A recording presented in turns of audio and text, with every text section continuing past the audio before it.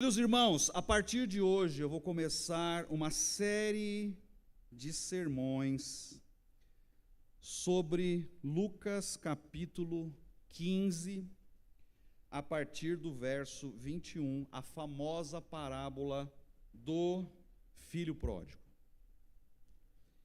A minha proposta com os irmãos, e eu recomendo duas coisas. Primeiro, que você ou anote, ou marque, ou pinte a sua Bíblia, ou escreva algumas coisas, porque nós vamos destrinchar esse texto, e nós vamos mergulhar e aprofundar mais nesse texto, porque Lucas 15 traz a chave do que de fato Jesus espera que nós sejamos, e você vai perceber que muitos de nós estamos indo na contramão do que de fato Jesus espera.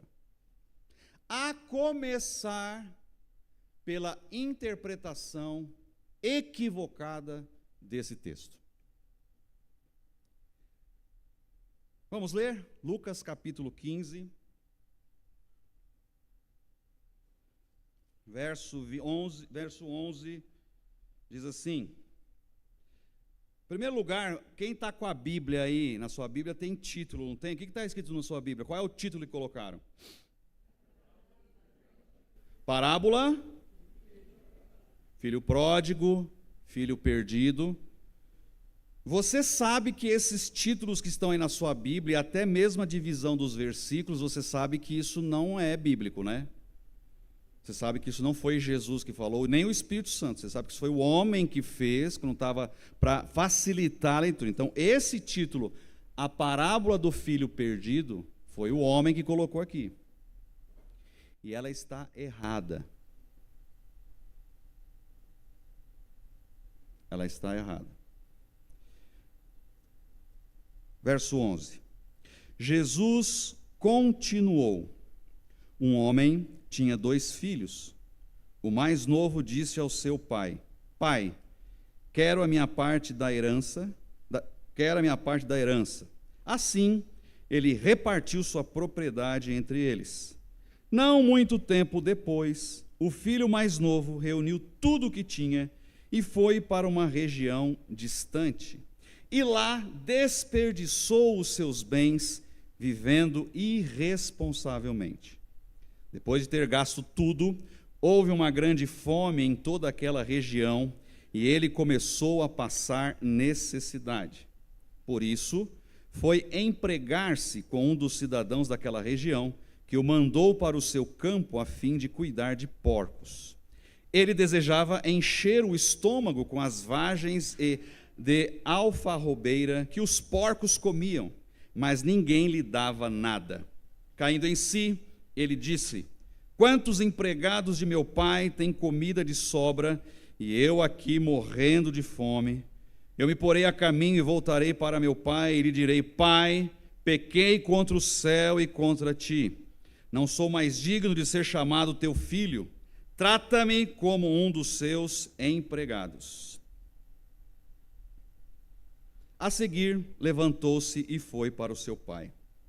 Estando ainda longe, seu pai o viu e, cheio de compaixão, correu para seu filho e o abraçou e beijou-o. O filho lhe disse: Pai, pequei contra o céu e contra ti, não sou mais digno de ser chamado teu filho. Mas o pai disse aos seus servos: Depressa, tragam a melhor roupa e vistam nele, coloquem um anel em seu dedo e calçados em seus pés. Tragam um novilho gordo e matem-no. Vamos fazer uma festa e alegrar-nos, pois este meu filho estava morto e voltou à vida, estava perdido e foi achado. E começaram a festejar o seu regresso. Enquanto isso, o filho mais velho estava no campo. Quando se aproximou da casa, ouviu a música e a dança. Então chamou um dos servos e perguntou-lhe o que estava acontecendo. Este lhe respondeu: Seu irmão voltou, e seu pai matou o novilho gordo, porque o recebeu de volta são e salvo. O filho mais velho encheu-se de ira e não quis entrar. Então seu pai saiu e insistiu com ele, mas ele respondeu ao seu pai: Olha, Todos esses anos tenho trabalhado como um escravo ao teu serviço e nunca desobedeci às tuas ordens. Mas tu nunca me deste nenhum cabrito para eu festejar com os meus amigos. Mas quando volta para casa esse teu filho, que esbanjou os teus bens com as prostitutas, matas o novilho gordo para ele. Disse o pai: meu filho, você está sempre comigo e tudo o que tenho é seu. Mas nós tínhamos que celebrar a volta desse seu irmão e alegrar-nos, porque ele estava morto e voltou à vida, estava perdido e foi achado. Que Deus abençoe a sua palavra. Meus irmãos, a gente sempre ouviu e sempre cresceu ouvindo, e sermão após sermão, aula após aula, do filho rebelde que foi embora de casa, da audácia, de pedir a antecipação de herança com o pai vivo, e ao mesmo tempo o amor compassivo de Deus em esperar a volta. E aí associamos muitas vezes, aquela pessoa, acho que a primeira coisa, qualquer um que tem alguém, um parente, um filho, qualquer um desviado, que foi para o mundão, e aí volta arrependido e quebranta, é inegável você associar o retorno dessa pessoa à parábola do filho pródigo. Até nas piadas, nas brincadeiras, quando alguém fica muito tempo, foi embora da igreja, para outra cidade, voltou, ao filho pródigo. A gente brinca, a gente fala, a gente acaba associando desta maneira. E minha proposta é gerar uma crise em você e juntos nós entendermos o que Jesus estava querendo ao contar esta parábola. E você vai perceber que não tem nada a ver com o irmão mais novo.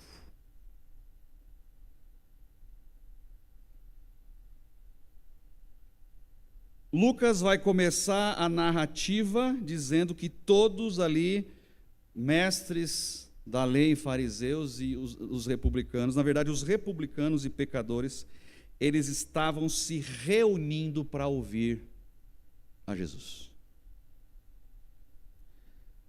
Primeiro ponto que você tem que entender ao estudar e ao perceber nessa parábola do filho pródigo é que existem dois grupos representados ali, que Jesus está enfatizando, dois grupos.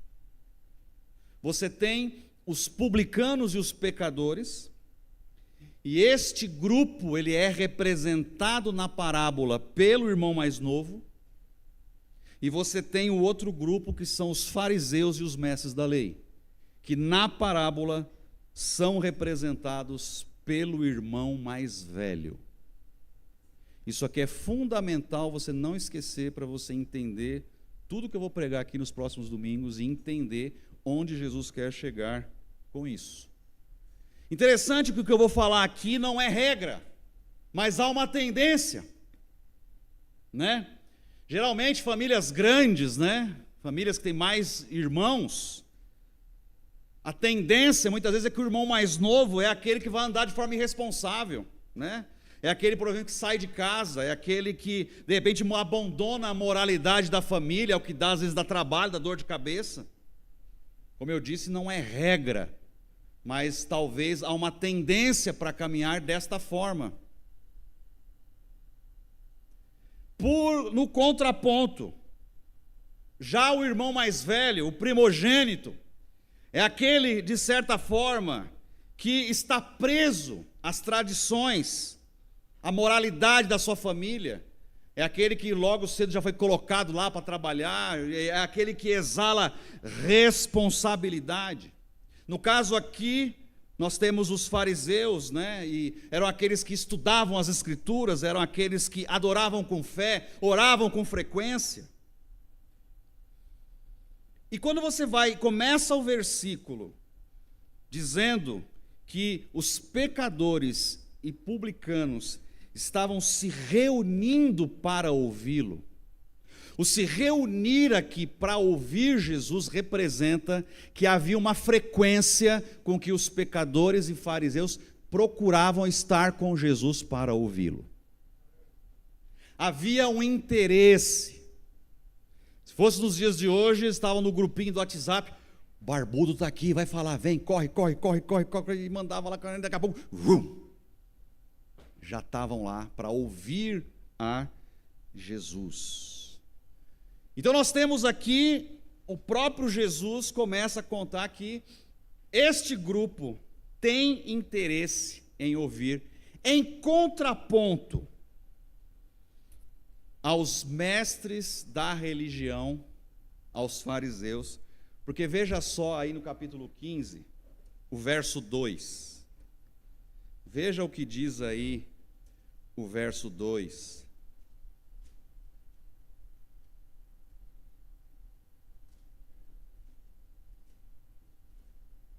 Lucas 15, verso 2. Mas os fariseus e os mestres da lei faziam o quê? O criticavam. Este homem recebe pecadores e comem com eles. Então você vê um grupo do irmão mais novo que se interessa por estar com Jesus e ouvir Jesus, e você tem um outro grupo do irmão mais velho que critica, que abomina a atitude de Jesus de estar com aquele tipo de gente. E se você é um estudioso da palavra, você vai lembrar porque por várias vezes Jesus é criticado porque comeu sem lavar as mãos com os pecadores, senta com os pecadores, os publicanos e assim por diante. A grande pergunta é: a quem Jesus estava se dirigindo quando contou essa parábola? Haviam esses dois públicos, e ele começa a contar a parábola. A quem Jesus está se dirigindo? A verdade, meus irmãos, é que a parábola desses dois filhos aqui, que Jesus conta, ela é uma análise mais aprofundada do irmão mais velho, do filho primogênito, que ao final há um convite para esse filho mais velho mudar o seu coração. A parábola inteira do filho pródigo, a direção dela, a tônica dela é para o irmão mais velho e não o mais novo.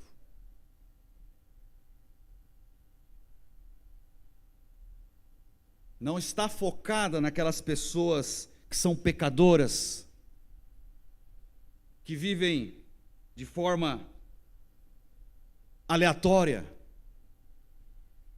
mas sim para aquelas pessoas que fazem de tudo para obedecer a Bíblia.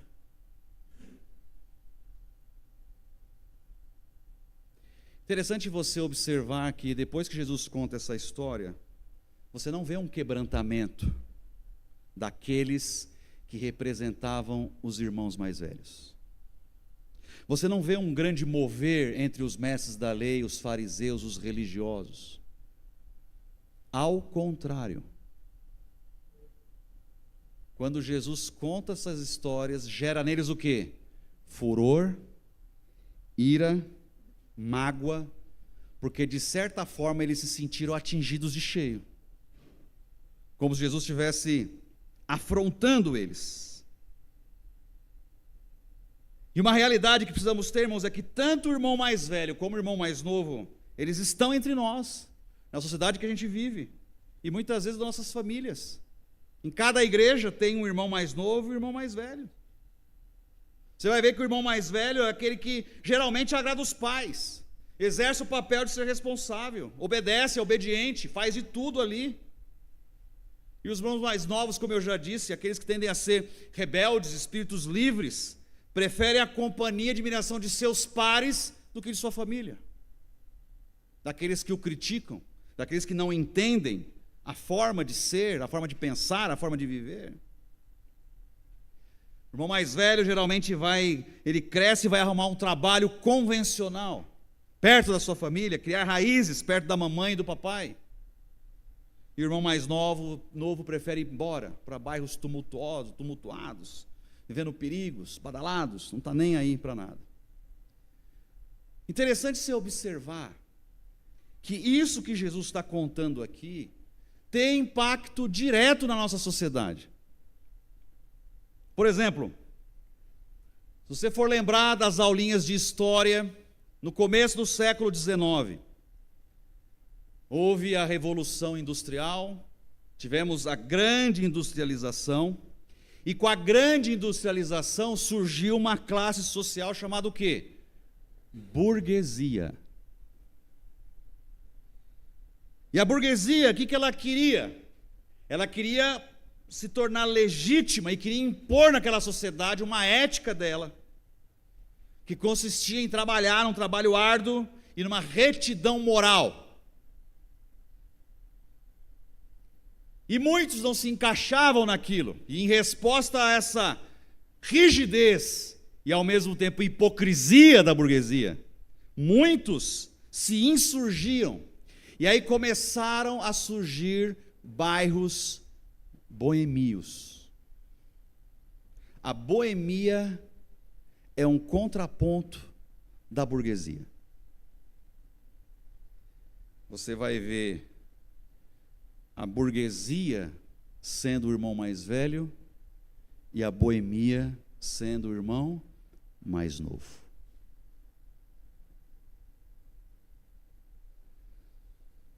Se você prestar bem atenção, cada vez mais cresce o número de pessoas que se consideram sem religião ou contra a religião. Eu não vou em religião nenhuma, mas eu creio em Deus, eu sirvo a Deus. Impactados exatamente por essa questão de moralidade que a religião representa.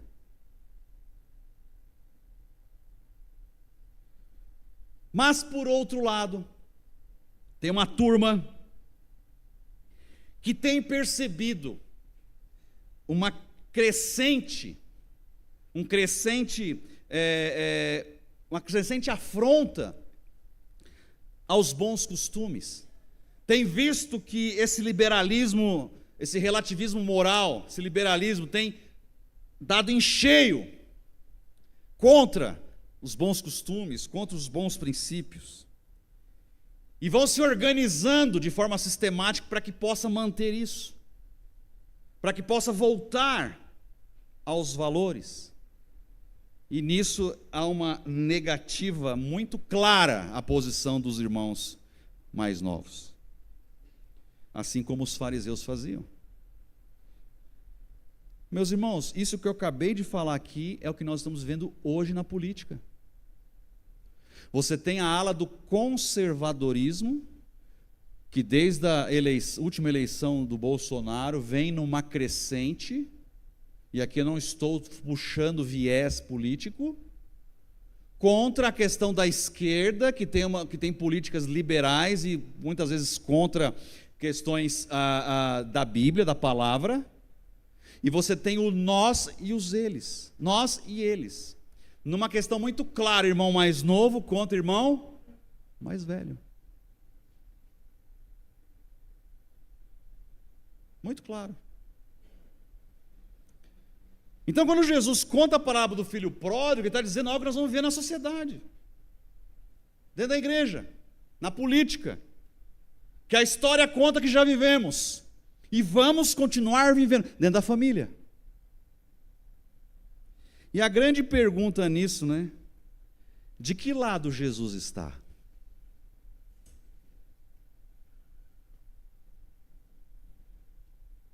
Jesus estava lá na manifestação que o Nicolas juntou 18 mil lá em Brasília, né? Porque aquilo ali é de Deus.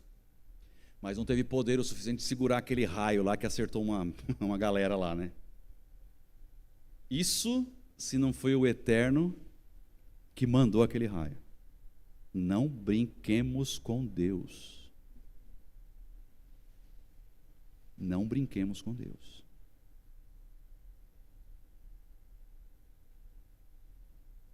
Então você vir para a questão política e dizer que Deus está naquele negócio, Deus está naquele outro. De que lado Jesus está? Na trilogia do Senhor dos Anéis, quem assistiu, os hobbits estão ali naquela saga de levar o anel para ser destruído. Há um momento que eles encontram-se com muitas árvores, né? E as árvores gigantes que falam vão salvá-los naquele momento ali. E lá em cima da árvore, um deles pergunta para o ancião Barbávore de que lado ele estaria. E olha só a resposta que ele deu: não estou totalmente do lado de ninguém, porque ninguém está totalmente do meu lado.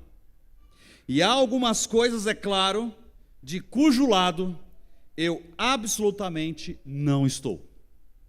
Foi a resposta que aquela sábia árvore naquele filme deu.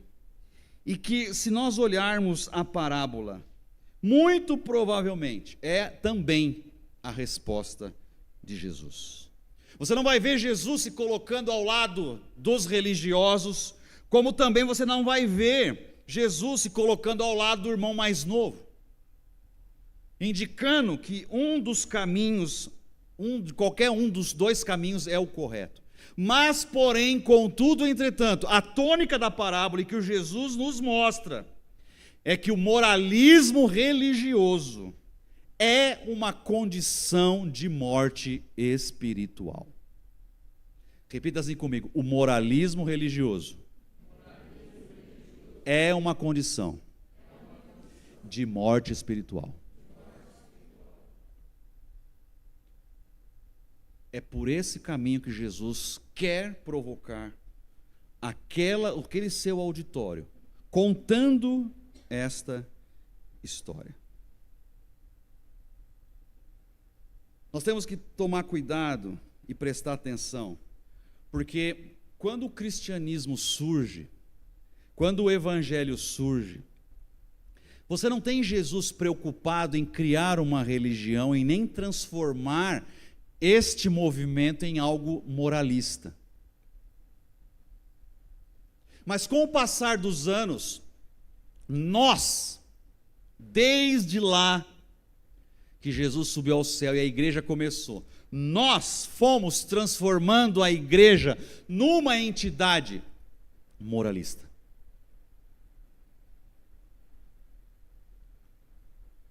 E hoje, se você for conversar com qualquer um, as pessoas se sentem indignas de estar na igreja, as pessoas acham que aqui não é lugar delas, porque automaticamente enxerga a igreja como um antro, um local de questões morais, e muitas dessas escorregam, muitas dessas são pecadoras e publicanas, são irmãos mais novos, que não se sentem à vontade de estar conosco, não se sentem à vontade de conversar conosco, porque a nossa moralidade vai ofendê-las, e elas já estão ofendidas demais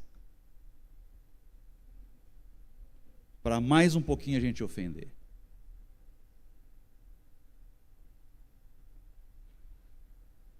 Só que, e aqui eu quero caminhar para o final, para nós pensarmos sobre isso, porque quando eu falo igreja, eu não estou falando uma placa de igreja. Estou falando do meu irmão lá que vai voltar para o Paraná, ele é a igreja. Estou falando do meu irmão aqui que mora em Guaíra, ele é a igreja. Somos nós. E essa moralidade que muitas vezes nos faz sermos hipócritas,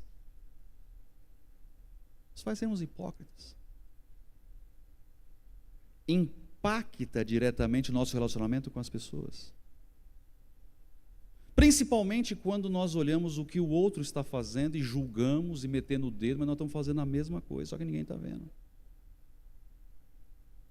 Quando vamos tratar pecados e erros e com os outros não tratamos com misericórdia, mas a gente também erra. Interessante, né, o começo do texto, né? Pecadores e publicanos, e do outro lado, mestres da lei e fariseus. Ora, mestres da lei e fariseus também não eram pecadores? É como se eu virasse aqui e falasse assim: o pastor é liderança e os pecadores estão assistindo o culto. Uai, eu não sou pecador? Não sou pecador.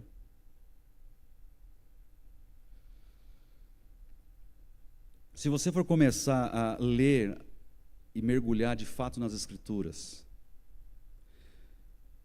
você vai observar que na época de Jesus, as pessoas que defendiam a moral e defendiam a religião se sentiam ofendidas por Jesus.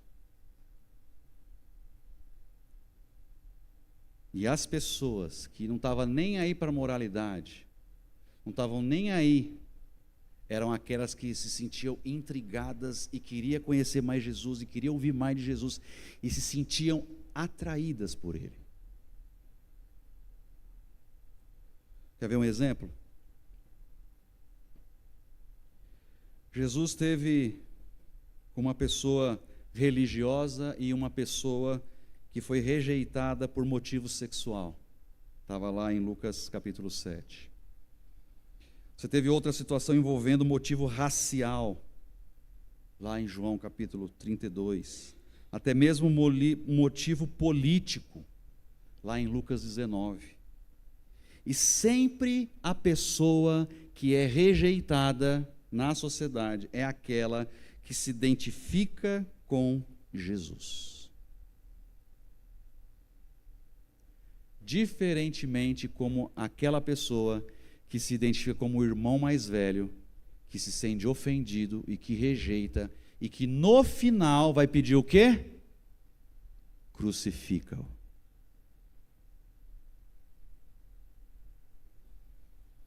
Por isso que você vai entender quando Jesus vira para os líderes religiosos, lá em Mateus 21, 31, e ele diz assim para eles: os publicanos e as prostitutas estão entrando antes de vocês no reino. Parece loucura, né? Os publicanos e as prostitutas estão entrando primeiro no reino do que vocês. Aquilo dava parafuso naqueles homens. Como assim? Nós estamos aqui, nós cumprimos a lei, os sacrifícios, tal. Como é que essa gentalha está entrando antes de nós?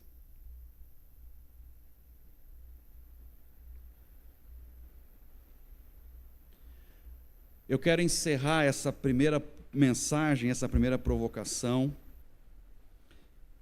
para você ir para casa pensando: se nós somos seguidores de Jesus, se nós temos o Espírito Santo de Deus em nós, se nós andamos passo a passo, e Jesus disse que nós faríamos coisas maiores que Ele fez, por que que nós não estamos atraindo os irmãos mais novos?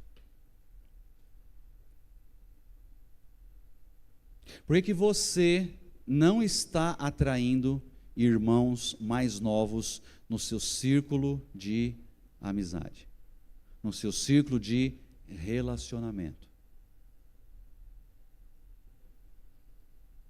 Você vai ver que a intenção nossa, você vai ver que a tendência nossa, a tendência da igreja, é você atrair quem?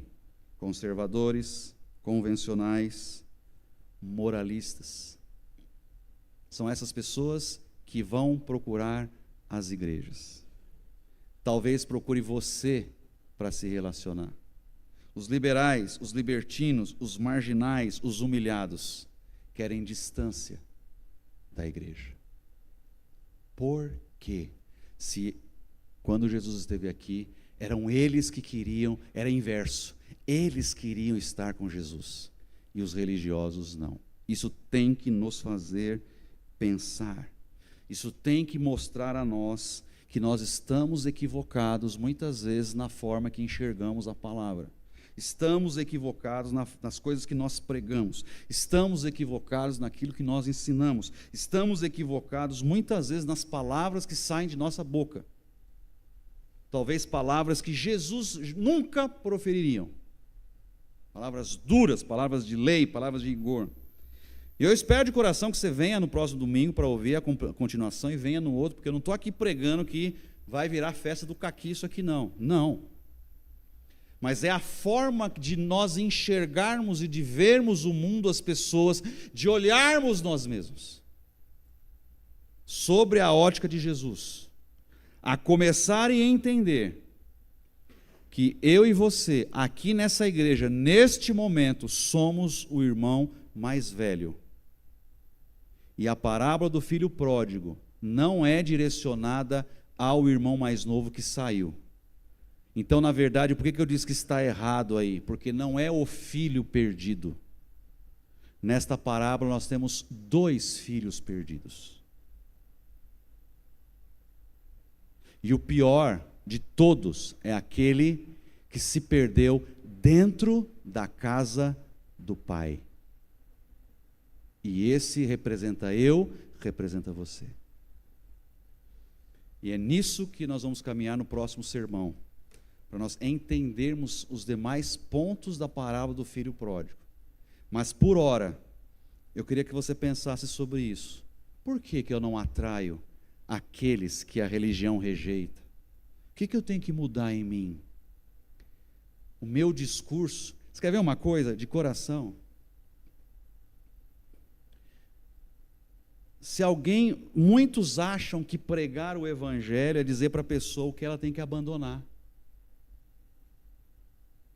Se você vier para Deus, Ele vai te ajudar a largar o cigarro, vai te ajudar a largar a bebida, vai te ajudar.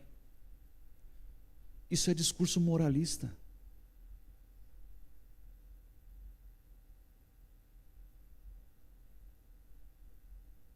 Não tem igreja aí que proíbe usar batom, usar calça, usar isso, usar aquilo outro. Isso é discurso moralista.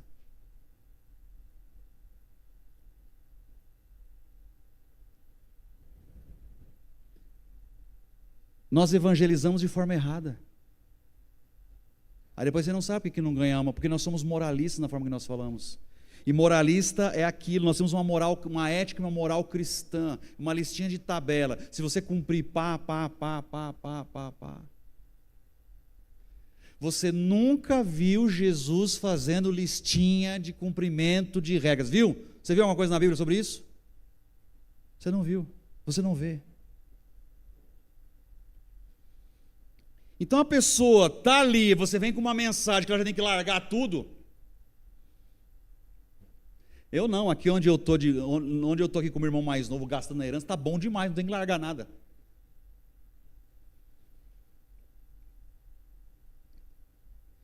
Não é o nosso papel dizer o que a pessoa tem e o que não tem que abandonar. Quem é que faz isso? Espírito Santo. A pessoa tem que ser atraída pelo amor de Deus. Um amor de Deus que não faz distinção, se é preto, se é branco, se é alto, se é magro, se é gordo, se é gay, se é lésbica, que não julga as atitudes. É ela que vai ter em algum momento que vai ser confrontada. É necessário o quê? Nascer de novo. Mas você vira e fala assim, enquanto você não abandonar essa sua vida, nada vai acontecer. Que tipo de mensagem nós estamos passando? Obrigado, estou bem onde eu estou aqui. E o pior não é nem isso. O pior e a crise, e a minha provocação com essa palavra também é essa. A crise hoje da igreja em testemunhar da transformação do evangelho, em que as pessoas vejam a pregação e confrontem com a sua vida, é enorme. Do que você fala, do que você prega, do que você vive, a forma que você trata as pessoas. As pessoas enxergam tudo, menos graça e Jesus no seu jeito de falar, no seu jeito de conduzir as coisas, como você faz seus negócios. Ouvir de uma pessoa cristã, ouvir de uma pessoa se referindo a uma outra pessoa cristã assim, o que ele fala não se assina. Gente, isso é sério demais. Isso é sério demais. O que ele fala não se assina. Como assim? A palavra de um cristão não vale nada? Como assim? Então você vai ver que as nossas atitudes também estão, o nosso moralismo é a nossa hipocrisia. A gente sai na fotinho lá que o MC tira, né?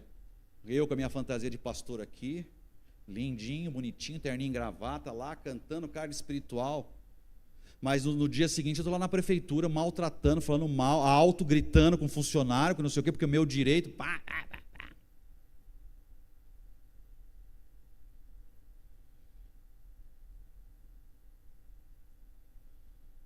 As pessoas passam na frente da minha casa, estão vendo lá eu quebrando pau com a água, a panela voando, olha lá o pastor lá.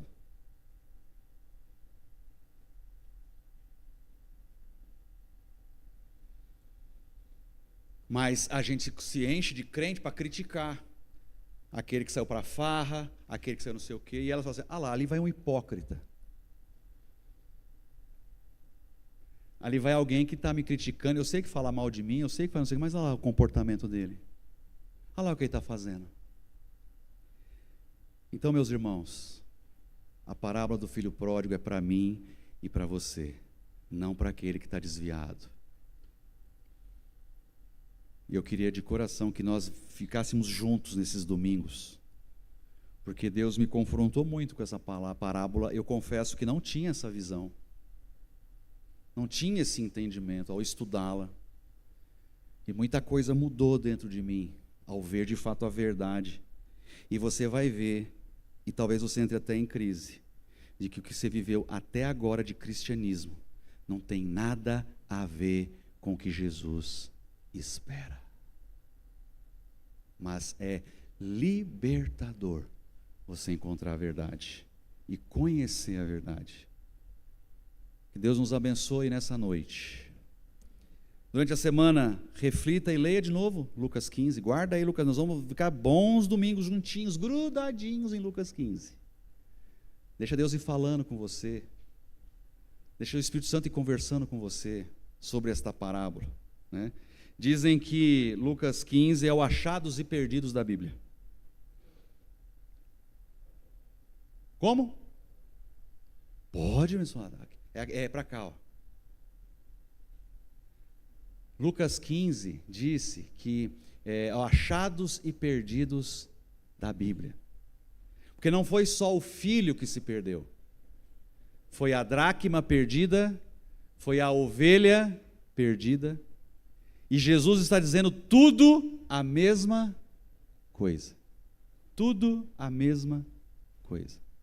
De alguém que se perdeu. E talvez você vai lembrar, eu sempre falando aqui, que o mais triste foi você ter vivido uma vida inteira achando que estava com Jesus, e chegar naquele dia, você ouvir dele, nunca vos conheci. Aí você vai virar assim, mas Senhor, eu ajudei a fundar a PIB de Batatais. Mas Senhor, eu pastoreei lá por 15 anos. Mas Senhor, eu tocava no louvor. Mas Senhor, eu dava aula. Mas Senhor, eu fazia isso. E você começa a encher o Senhor de coisa que você fez. E ele vai falar assim, nunca vos conheci. E aí talvez você pare e pense assim, porque eu sempre fui o irmão mais velho, perdido, dentro da casa do Pai. Então, há tempo de se arrepender. Nós vamos navegar bastante ainda, muitas coisas aqui, ver o comportamento do irmão mais velho, ver alguns detalhes importantes que a gente não tem muito assim do texto. E eu acho que algumas coisas vão clarear para você, em nome de Jesus. Amém? Vamos participar da